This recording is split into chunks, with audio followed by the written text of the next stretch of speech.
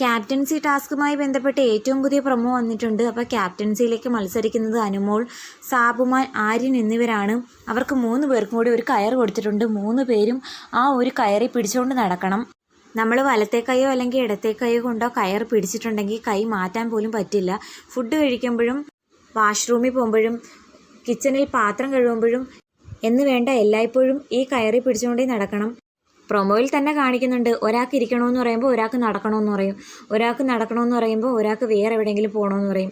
അങ്ങനെ മൊത്തത്തിൽ 3 പേരും വട്ടം ചുറ്റുന്നുണ്ട്. ഇതിനിടയ്ക്ക് നെവിനുമായിട്ട് ഒരു ഉടക്കുണ്ടാവുന്നുണ്ട് കിച്ചണിൽ വെച്ച്. നെവിൻ മനഃപൂർവ്വമോ അറിയാതെയോ കയർ അവൻ്റെ ദേഹത്ത് കുരുങ്ങുന്നുണ്ട്. അതിനെ തുടർന്ന് അനുമോൾ കുറേ പ്രശ്നം ഉണ്ടാക്കുന്നു. അനുമോളുടെ ദേഹത്തൊക്കെ കുറച്ച് വെള്ളം തെറിപ്പിക്കുന്നതായിട്ടൊക്കെ പ്രൊമോയിൽ കാണിക്കുന്നുണ്ട്. എന്താ നെവിനെ, എന്താ ഈ കാണിക്കുന്നതെന്നൊക്കെ ചോദിച്ച് അങ്ങോട്ടും ഇങ്ങോട്ടും ഉടക്കായി ഏറ്റവും അവസാനം 3 പേരും കൂടി വീഴുന്നു. ഈ ക്യാപ്റ്റൻസി ടാസ്ക് എന്ന് പറയുന്നത് ആ 3 പേരുടെയും ക്ഷമ പരീക്ഷിക്കുന്ന ഒരു ടാസ്ക് ആയിരിക്കും.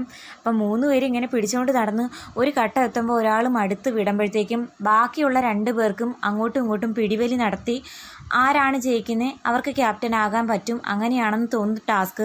മുമ്പുള്ള സീസണുകളിലും ഈ ടാസ്ക് ഉണ്ടായിരുന്നു. ആര് ക്യാപ്റ്റനായി കാണാനാണ് നിങ്ങൾ ആഗ്രഹിക്കുന്നത്? കമൻറ്റ് ചെയ്യണേ.